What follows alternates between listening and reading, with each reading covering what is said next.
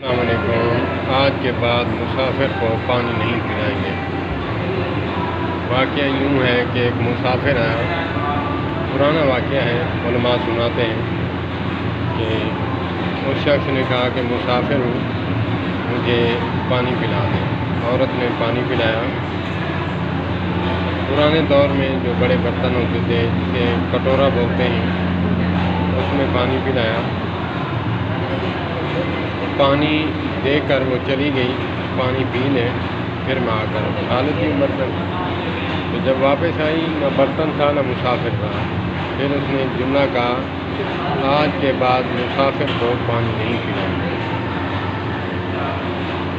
تو کیونکہ جب ایک شخص نے ایسا کردار ادا کیا، سب مسافروں کی جو ہے وہ مت مار۔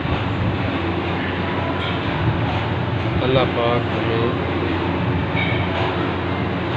اچھائی کرنے کی توفیق دے۔